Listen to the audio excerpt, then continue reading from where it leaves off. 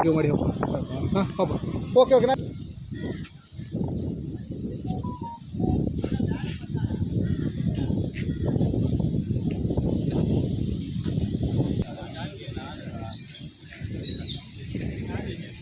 ನಾವಲ್ಲಿ ಶೂಟಿಂಗ್ ಮಾಡ್ಕೊಂಡು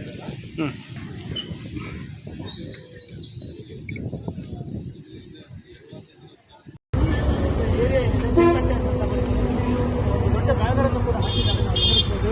Anoop Poojari Maratha light infantry regiment ಭಾರತೀಯ ಮತ್ತು ಹುಟ್ಟಿದ ಅನ್ನುವ ಬ್ಯಾನರ್ಗಳನ್ನು ಹಾಕಿದ್ದಾರೆ. ರಾಷ್ಟ್ರೀಯ ಹೆದ್ದಾರಿಯ ವಿವಿಧ ಭಾಗಗಳಲ್ಲಿ ಈ ರೀತಿಯ ಬ್ಯಾನರ್ಗಳು ಕೂಡ ಕಾಣಿಸ್ತಾ ಇದೆ.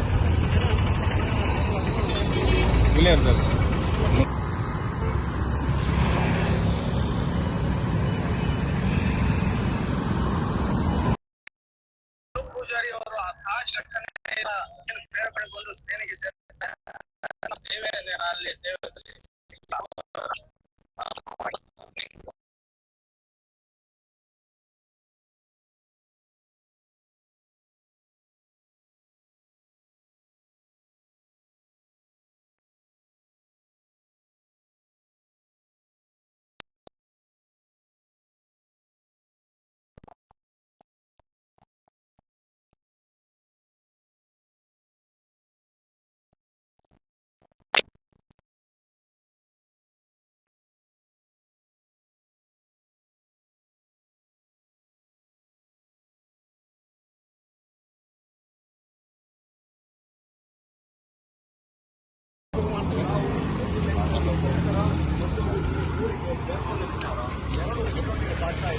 ಜನ ಬೇಸರ ಮಾಡ್ತಾರೆ.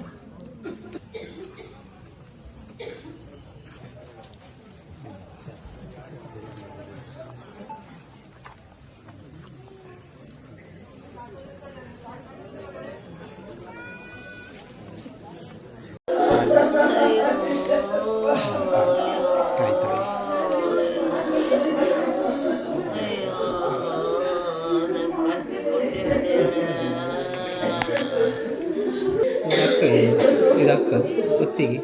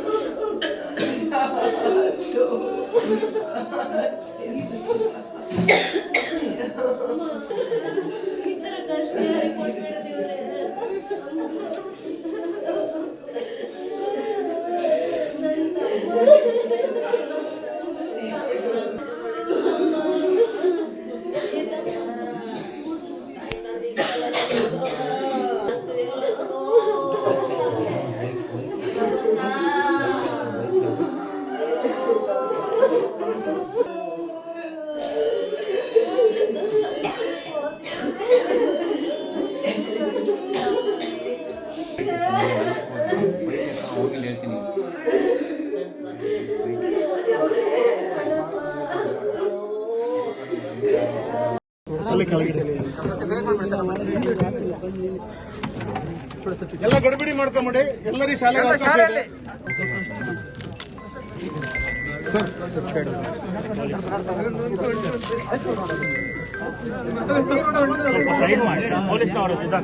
ಅನೂಪ್ ಪೂಜಾರಿ ಬಗ್ಗೆ ಏನು? ನಮ್ಮೂರಿನ ಹೆಮ್ಮೆಯ ಯೋಧ. ಅವರಿಗೆ ಮೊದಲಿಗೆ ನಾನು ಭಾವಪೂರ್ಣವಾಗಿ ನಮನವನ್ನು ಸಲ್ಲಿಸ್ತಾ ಇದ್ದೇನೆ. ಅವರು ನಮ್ಮ ಶಾಲೆಯಲ್ಲಿ 97 ಈ ಬ್ಯಾಚ್ನಲ್ಲಿ 1ರಿಂದ 7ನೇ ತರಗತಿಯವರೆಗೆ ವಿದ್ಯಾಭ್ಯಾಸ ಮಾಡಿದ್ದಾರೆ. ಅವರಿಗೆ ಅಂದರೆ ಅವರು ತನ್ನ ಬಾಲ್ಯದಲ್ಲಿಯೂ ಕೂಡ ತುಂಬ ಚುರುಕಿನ ವ್ಯಕ್ತಿಯಾಗಿದ್ದರು. ಹಾಗೆ ಬಾಲ್ಯದಲ್ಲಿ ಅವರಿಗೆ ಆಟೋಟ ಕಲಿಕೆ ಇದೆಲ್ಲದರಲ್ಲೂ ತುಂಬ ಚಟುವಟಿಕೆಯಿಂದ ಇರ್ತಾಯಿದ್ರು. ಸೇನೆಗೆ ಸೇರಬೇಕೆಂಬ ಆಸಕ್ತಿ ಮೊದಲಿಂದ ಇತ್ತು. ಹಾಗೆ ಅವರಿಗೊಂದು ಈ ಸೇನೆಗೆ ಸೇರಬೇಕನ್ನೋದು ಒಂದು ಘಟನೆಯಿಂದ ಅವರು ಪ್ರೇರಣೆ ಪಡೆದರು. ಅದು 2008ರಲ್ಲಿ ಇಲ್ಲಿ ಅದು ಮುಂಬಯಿಯ ತಾಜ್ ಹೋಟೆಲ್ ಮೇಲೆ ಉಗ್ರಗಾಮಿಗಳ ದಾಳಿ ಉಂಟಾದಾಗ ಅದನ್ನು ಅವರು ಆ ದೃಶ್ಯವನ್ನೆಲ್ಲ ನೋಡಿದರು. ಆ ಸಮಯದಲ್ಲಿ ಉಗ್ರಗಾಮಿಗಳನ್ನು ನಮ್ಮ ಸೇನೆ ಎದುರಿಸಿದ ರೀತಿಯನ್ನು ನೋಡಿ ಅವರಿಗೆ ತುಂಬ ಹೆಮ್ಮೆ ಅನಿಸ್ತು. ಅದಕ್ಕೆ ಅಂದರೆ ಅವರಲ್ಲೇ ಒಂದು ಮುಂದಿನ ತನ್ನ ಗುರಿಯೇ ಇದೆ ಅನ್ನೋದನ್ನು ಗುರಿಯಾಗಿಟ್ಕೊಂಡಿದ್ದರು. ಅದರಂತೆ 18ನೇ ವಯಸ್ಸಿನಲ್ಲೇ ಅವರು ಸೇನೆಗೆ ಸೇರಿದರು, ಸಲ್ಲಿಸಿದ್ದಾರೆ. ಈ ಒಂದು ಸಂದರ್ಭದಲ್ಲಿ ಅವರ ಒಂದು ಇದು ನಮಗೂ ನಮ್ಮೂರಿನವರಿಗೂ ಎಲ್ರಿಗೂ ಅವರು ಈ ಸಂದರ್ಭದಲ್ಲಿ ಅಂದರೆ ಮುಂದಿನ ಇನ್ನೂ ಅವರು ಒಳ್ಳೆಯ ಒಂದು ಸ್ಥಾನಕ್ಕೆ ಹೋಗ್ತಾಯಿದ್ರು. ಆದರೂ ಈ ಟ್ರಕ್ ದುರಂತವನ್ನು ಕಂಡಿದ್ದಾರೆ. ಈ ಸಂದರ್ಭದಲ್ಲಿ ಈ ಒಂದು ಅಂತಿಮ ನಮನವನ್ನು ನಮ್ಮ ಶಾಲೆಯಲ್ಲೇ ಅಂದರೆ ಅವರು ಕಲಿತಂಥ ಶಾಲೆಯಲ್ಲೇ ಒಂದು ಕಡೆ ಆ ನೋವಿನಲ್ಲೂ ಕೂಡ ನಮಗೆ ಹೆಮ್ಮೆ ಅನ್ನಿಸ್ತಾ ಇದೆ. ಬೇಜಾರಾಗ್ತಾ ಉಂಟು, ಹೇಳಲಿಕ್ಕೆ ಮಾತು ಬರ್ತಿಲ್ಲ. ನಿಮಗೆ ಪರಿಚಯ ಇದು? ಹಾಂ, ಅಣ್ಣ ನಮ್ಮ ಮನೆ ಹತ್ರನೇ, ಹಬ್ಬಕ್ಕೆ ಬಂದು ಹೋದವರು ಅಷ್ಟೇ. ಶನಿವಾರ ಡ್ಯೂಟಿಗೆ ಜಾಯ್ನ್ ಆದದ್ದು. ಹೀಗಾಗಿ ಬರ್ತಾರಂತ ಅಂದ್ಕೊಂಡೇ ಇರಲಿಲ್ಲ ನಾವು. ಯಾವಾಗಲೂ ದಾರಿಲಿ ಸಿಗೋನು ನಿಲ್ಲಿಸಿ ಮಾತಾಡಿ ಹೋಗೋರು. ತುಂಬ ದುಃಖ ಆಗ್ತಾ ಉಂಟು. ಸೇನೆಯ ನೌಕರನಾಗಿದ್ದ, ಒಳ್ಳೆಯ ಗುಣನಡತೆಯ ಸಭ್ಯತೆಯ ಹುಡುಗ, ಸರಳ ಸ್ವಭಾವದವ, ಬಾಲ್ಯದಿಂದಲೂ ಸೇನೆಯ ಬಗ್ಗೆ ತವಕ ಇದ್ದಂಥ ಹುಡುಗ. ಕಳೆದ 13 ವರ್ಷಗಳಿಂದ ಸೇವೆ ಮಾಡಿಕೊಂಡಿದ್ದ. ಅನಿರೀಕ್ಷಿತವಾಗಿ ಇಂಥ ಒಂದು ಘಟನೆ ನಡೆದು ಹೋಗಿದೆ. ನಿಮ್ಮ ಪರಿಚಯದವರು? ಹೌದು, ನಮಗೆ ಮನೆ ಹತ್ತಿರದವರು. ಬಾಲ್ಯದಿಂದ ತುಂಬ ಸೌಮ್ಯ ಸ್ವಭಾವದವ. ಸೇನೆಗೆ ಸೇರಬೇಕಂತ ಭಾರಿ ತುಡಿತಾ ಇದ್ದಿತ್ತು ಅವನಲ್ಲಿ. ಅದೇ ಪ್ರಕಾರವಾಗಿ ಸೇನೆ ಘಟನೆ ನಡೆದು ಹೋಗಿದೆ. ಇಡೀ ದುರಂತ ಆಗಿದೆ. ಈಗ ಹೌದು, ಬಂದು ಹೋಗಿದ್ದಾರೆ. 1 ವಾರದ ಹಿಂದೆ ಬಂದು ಹೋಗಿದ್ದಾರೆ. ಹುತಾತ್ಮವಾಗಿ ಇಡೀ ಊರಿಗೆ ಕೀರ್ತಿಯನ್ನು ತಂದಿದ್ದಾರೆ. ಅವರ ಕುಟುಂಬಕ್ಕೂ, ಪತ್ನಿಗೂ, ಎಳೆಯ ಮಗು.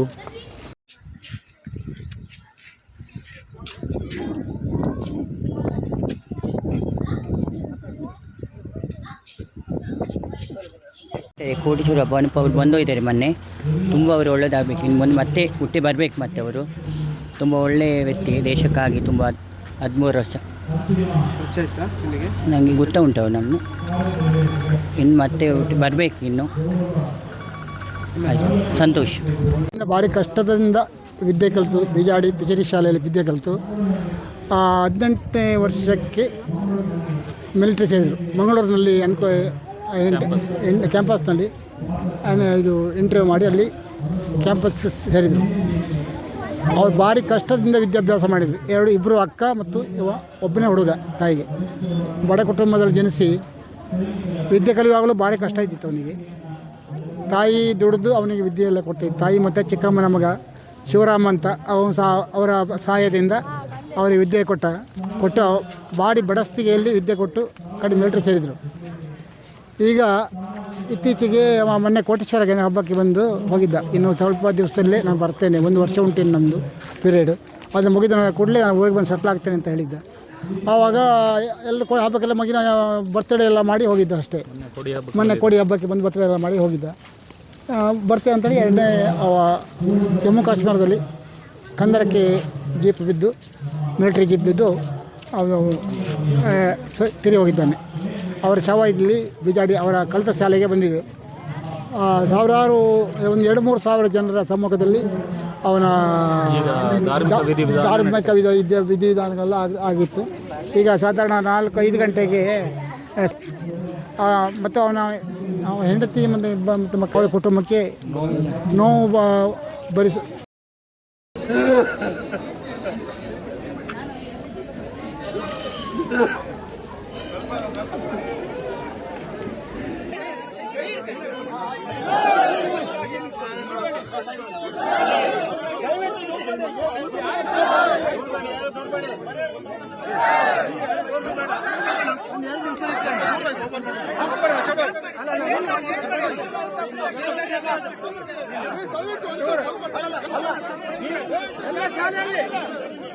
ಎಲ್ಲರೂ ಶಾಲೆಯಲ್ಲಿ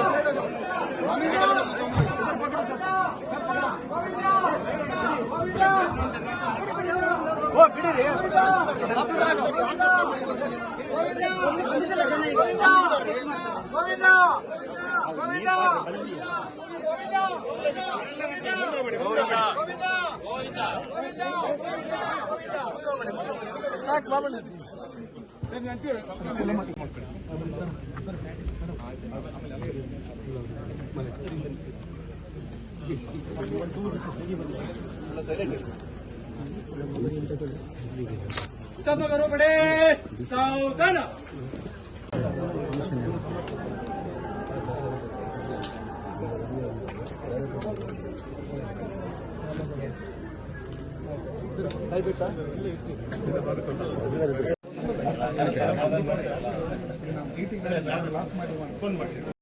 ಸರ್ ಎಲ್ಲ ಕಡೆನೂ ಸ್ವಲ್ಪ ಅದೇ ಮಳೆ ಇದೆಯಲ್ಲ ಇನ್ನೊಂದು ಸ್ಕೂಟರ್ ಇದೆಯಾ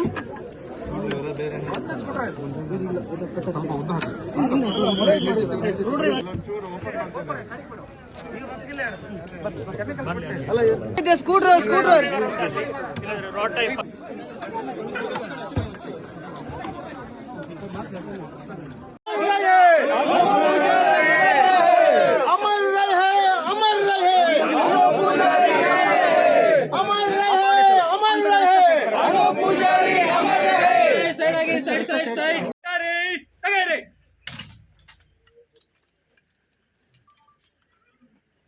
ಹಿಂದಿರುಗಿಸಿ.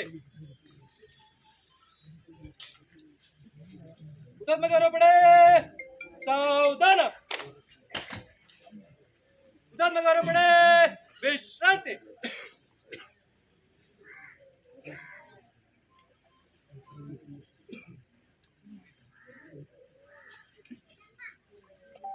ಬಂದೂಕು ಪಡೆ. ಒಂದು ಗುಂಡು ತುಂಬೆ.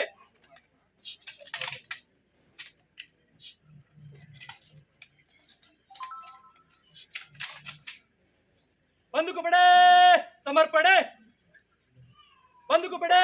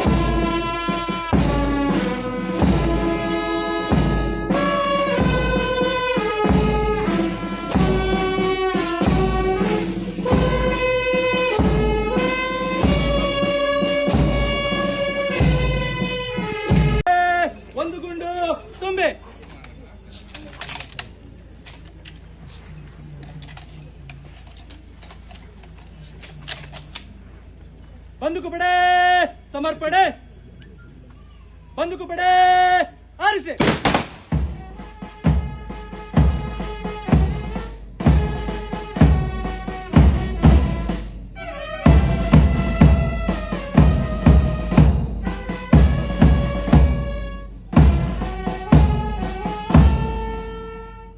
ಬಂದೂಕು ಬಿಡೆ ಪುನಃ ತುಂಬಿ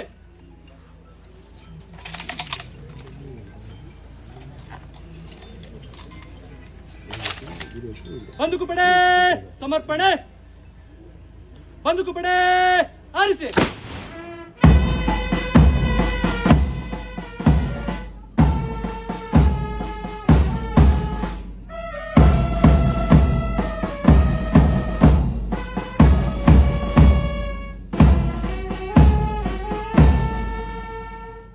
ಬಂದೂಕು ಬಿಡೆ ಪುನಃ ತುಂಬೆ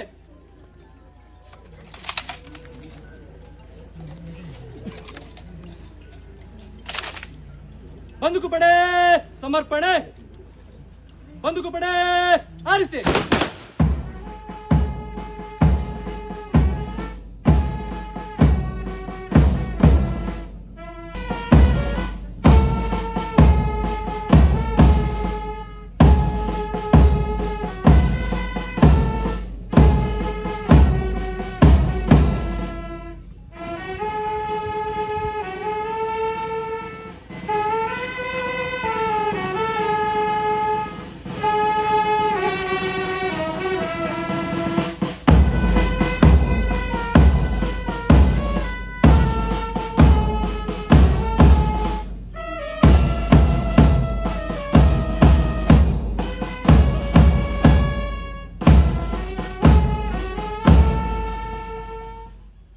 ಗೌರವ ಪಡೆ ರಾಷ್ಟ್ರೀಯ ವಂದನಾ ಶಸ್ತ್ರ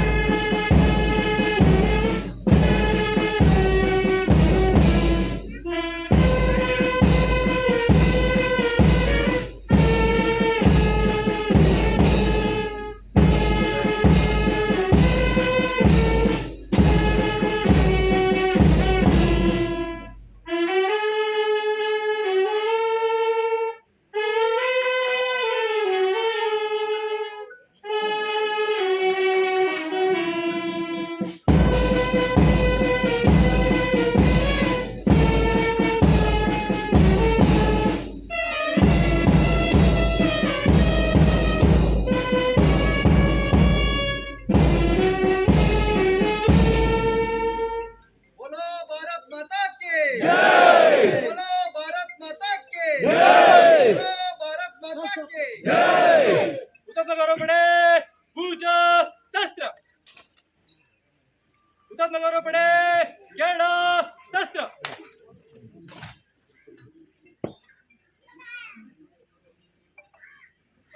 ಹುತಾತ್ಮ ಗೌರವ ಕೊಡುತ್ತೇನೆ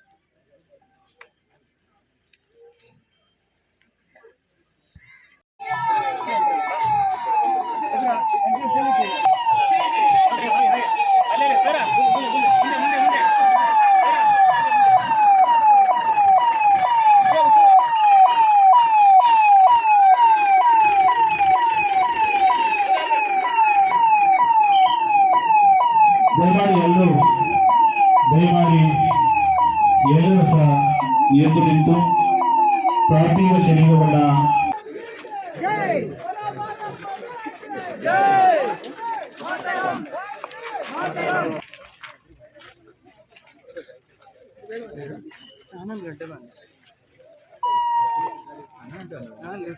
ಸ್ಕೂಲಿಗೆ ಹೋಗೋಣ ಅಂತ ಹೇಳಿ